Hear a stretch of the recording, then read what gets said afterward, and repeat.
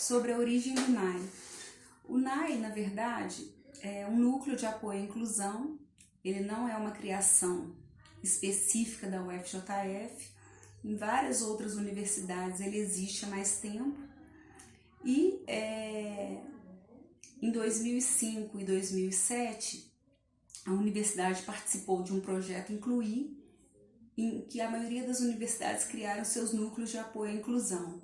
Em Juiz de Fora foi criado o CAF, que era um centro de acessibilidade física na UFJF.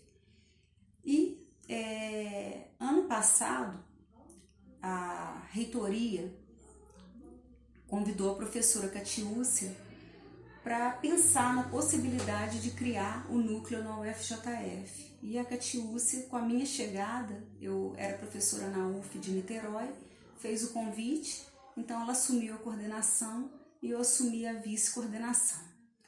Então o objetivo do núcleo, em primeiro plano, é tentar fazer o que a gente chama de intersetorialidade, que é pegar todas as ações que acontecem na universidade, nas suas diversas reitorias, nos diversos espaços que aqui existem, e tornar essas ações conjuntas e não isoladas. Então a gente começa a pensar em estabelecer um processo de inclusão em que há diálogo entre as reitorias, entre os departamentos, entre as faculdades. E com base nisso, esse núcleo também, ele se estrutura para atender alunos e servidores com deficiência. Por que com deficiência? Porque a gente sabe que esse público ainda demanda algumas especificidades, quer sejam na acessibilidade física e também na acessibilidade curricular. Então, dentro do NAI, a gente se estrutura da seguinte forma: a gente tem o que a gente chama de CONAI, que é um conselho em que a gente conversa e dialoga com as ações que devem ser implementadas com outras pessoas. A gente não trabalha sozinha. Nós temos professores na arquitetura, no direito, pessoas no ProInfra que auxiliam muito o nosso trabalho. Inclusive, existe uma TAI que trabalha na arquitetura, que juntamente com 2 bolsistas TPs estão estruturando o nosso site de modo que ele fique mais acessível. Além do CONAI, a gente tem algumas estratégias de formação docente, porque a intenção não é que a coordenação e que as pessoas que atuam no NAI resolvam tudo, mas é que a gente ajude no processo de formação para criar autonomia para cada pessoa dentro do seu contexto acadêmico, possa criar suas próprias estratégias para atender seus alunos no contexto dessa turma. Uma outra coisa importante também é a questão do atendimento educacional especializado, que está previsto numa legislação, mas ele não foi efetivamente pensado para o ensino superior.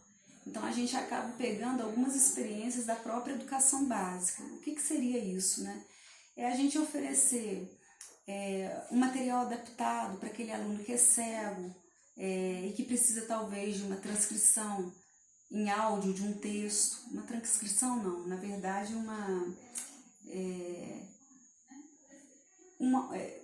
não seria transcrição, seria um áudio desse texto, uma leitura do texto para a pessoa ter acessibilidade a esse material. Por exemplo, hoje, aqui na Faculdade de Educação, a gente tem uma aluna, a Raquel, que ela é cega, ela está no 2º período, na manhã, e ela só sabe, ela chegou fazendo um uso específico do Braille. Só que o professor da FACED, nem todos sabem ler em Braille. Então a gente está fazendo uma transição da leitura do texto em Braille para o uso do instrumento, de um aplicativo que chama DOSVox, que é um ledor. Mas nesse processo a Raquel ainda não tem acessibilidade digital. Então os nossos bolsistas TPs estão lendo os textos para ela e gravando em áudio. E a gente também tem um esforço de trabalhar com os tradutores e intérpretes de Libras, que é a língua brasileira de sinais, Hoje nós temos 19 surdos, a maioria está no curso de letras libras, mas a gente tem aluno com surdez na arquitetura, na educação física, em outros espaços, e a gente tem a prioridade de oferecer a presença de intérpretes em libras durante as aulas para esses alunos. Então a gente trabalha, né, o NAI articula todas essas demandas junto à universidade. Quando eu entrei na Faculdade de Educação em 96, na verdade 94, eu fui aluna do professor Carlos Alberto Marques, né, que era o diretor da faculdade, esposo da professora Luciana. O Beto era cego. Então, eu era monitora, lia textos para ele, trabalhei com pesquisas também. Então, na verdade, o Beto me ensinou a usar o computador. Eu aprendi várias coisas com ele e, inclusive, a questão da academia, da vida acadêmica, começou com essa interação com o Beto, viagens, produção textuais. Então, na verdade, a partir desses encontros, né, e dos trabalhos ligados ao então NESP, que era Núcleo de Educação Especial, eu comecei a entender, a compreender esse processo, né? Naquela época era muito voltado para a pessoa com deficiência, para esse atendimento específico. Aí depois, com as políticas, foi se tomando um novo rumo, a ideia de inclusão foi se estabelecendo, né? Primeiro a gente começa com um processo de exclusão ou de segregação, depois a gente caminha para a questão da integração, aí começam as políticas de inclusão.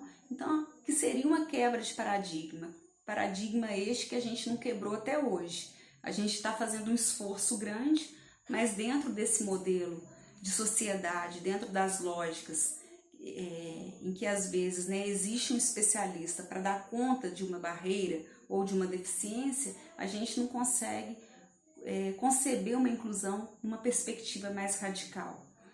Então, o que acontece? Estar hoje no NAI é fruto desse processo formativo, né, que inicialmente se dá na graduação, se dá na convivência com a Luciana e com o Beto, com o Núcleo de Educação Especial, que agora é o NEPED, e a partir de então, outros grupos de pesquisa, outros trabalhos vão ocorrendo. Aí eu vou fazer o meu processo de doutoramento. Conheço uma professora que trabalha com índice para inclusão, desenvolvo um trabalho nessa perspectiva. Fico mais ou menos 6 anos trabalhando na UF de Niterói, e quando eu volto a Juiz de Fora, há esse convite. E assim, na verdade, meu sentimento é um sentimento de honra, de honrar os professores que me antecederam, o esforço que Luciana e Beto fizeram, o que eles construíram, o legado que eles nos deixaram nessa universidade. E, na verdade, né, hoje o NAI é fruto de uma experiência que já se faz. Como foi sua adaptação aqui na UFJF no começo?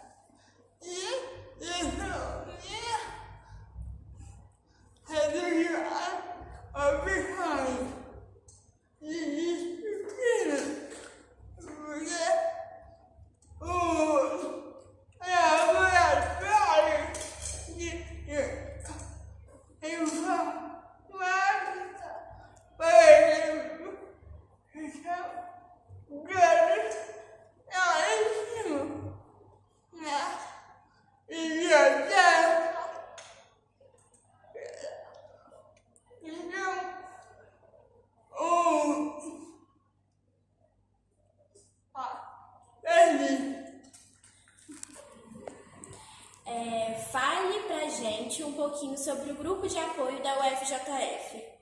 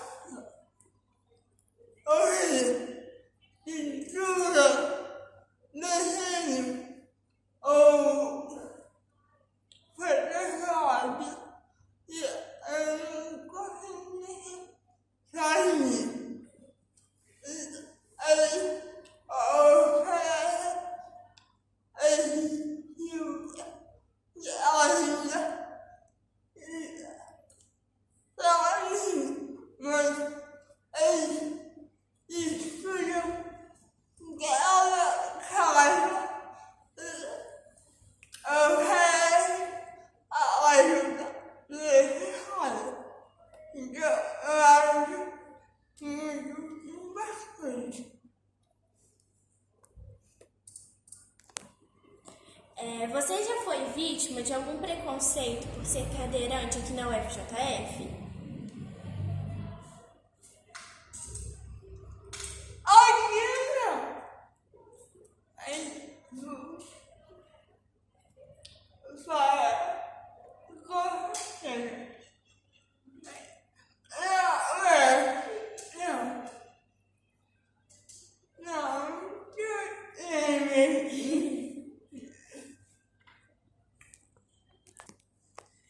Você pratica algum esporte? Eu gostaria. Gostaria.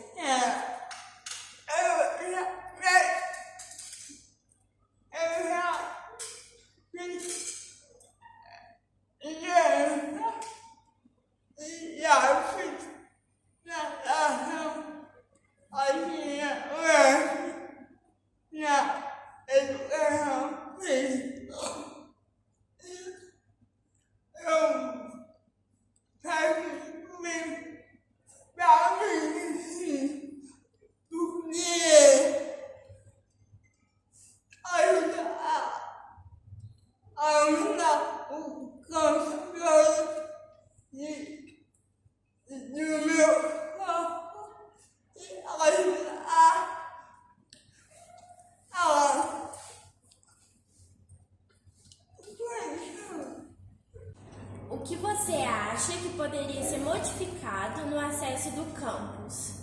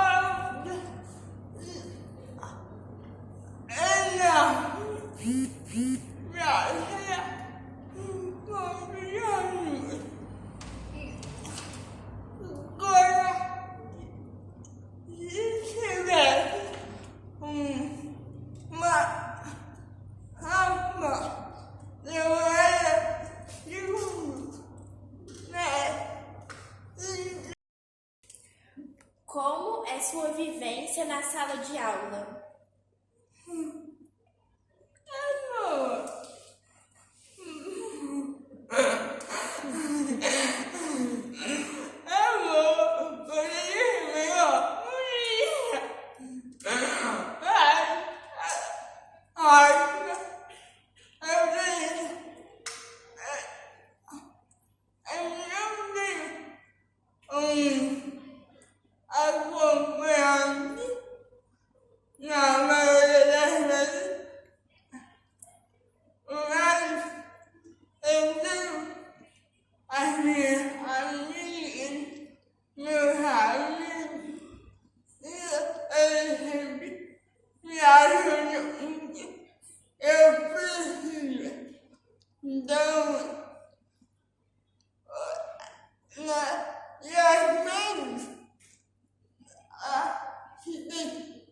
uma aula biológica, eu tenho a ajuda de uma bolsista, né, que me ajuda a fazer trabalho, a estudar, né, isso é importante. E ela